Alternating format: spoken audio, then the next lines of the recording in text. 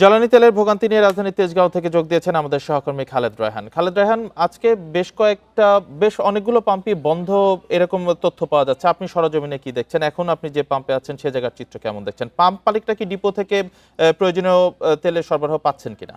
দেখুন, এই তেজগাঁ, মহাখালী, এই পাশে ৭ রাস্তা, এই পুরো অঞ্চলটিতে সব মিলিয়ে প্রায় ২০টির মতো পাম্প রয়েছে, যার বেশিরভাগগুলোতে কিন্তু অকটেন এবং ডিজেল সেটি কিন্তু পাওয়া যাচ্ছে না। আমি এখন যেই পাম্পটিতে রয়েছি সেটি হচ্ছে সিটি ফিলিং স্টেশন। এটিতেও সকাল থেকে কিন্তু তেল দেয়া বন্ধ করে দেওয়া হয়েছে এবং তারা যেটি বলছেন যে তাদের পর্যাপ্ত পরিমাণে ডিজেল এবং অকটেন সেটি তাদের মজুত নেই, যার ফলে তারা বন্ধ করে রেখেছেন। আপনি যেটি জানতে চেয়েছেন যে কী পরিমাণে তেল যে সরবরাহ করার কথা ছিল যারা পাম্প মালিক তাদেরকে পাম্পের কাছ থেকে।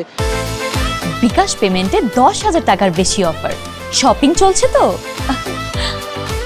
আর সেখানে কিন্তু একটি নির্দেশনা দেওয়া হয়েছিল বিপিসি থেকে যে আগের তুলনায় ২৫% কম তেল যাতে সরবরাহ করা হয়। যদিও আজকের নতুন নির্দেশনা অনুযায়ী ১৫% কম তেল দেওয়ার কথা, তার মানে ৮৫% তেল কিন্তু স্বাভাবিক হওয়ার কথা। সেক্ষেত্রে পেট্রোল পাম্প সংশ্লিষ্ট যারা রয়েছেন তারা যেটি বলছেন যে অনেকেই অতিরিক্ত তেল নিচ্ছেন, কিন্তু অতিরিক্ত তেল নেওয়ার ব্যাপারটি কিন্তু প্রথম দুদিন ছিল, কারণ তারপর থেকেই কিন্তু সরকার রেশনিং করে দিয়েছে যে private car ১০ litre, motorcycle ২ litre, যদিও পরে সেটাকে ৫ লিটার করা হয়েছে। অন্যান্য গাড়ির ক্ষেত্রেও কিন্তু তারা নির্দিষ্ট করে দিয়েছিল কে কতটুকু তেল নিতে পারবেন। এরপরও দীর্ঘ লাইন, বিশেষ করে যারা সাধারণ যাত্রী রয়েছেন, সাধারণ মানুষ রয়েছেন, তারা যেটি বলছেন যে এই তেলের পরিমাণটা আরও কিছুটা বাড়িয়ে দিলে হয়তো এই যে চাপ, সেই চাপ হয়তো বা সিরিয়াল সেটি হয়তো কম হবে। আমি বেশ কয়েকটি পাম্প ঘুরে দেখেছি, অধিকাংশ জায়গায় অকটেন এবং ডিজেল নেই। যে কয়েকটি জায়গায় আছে সেখানেও কিন্তু লম্বা লাইন, বিশেষ করে বিজয় সরণি যে ট্রাস্ট ফিলিং স্টেশনটি রয়েছে সেই বিজয় সরণির লাইন কিন্তু মহাখালী রেলগেট পর্যন্ত গিয়ে ঠেকেছে।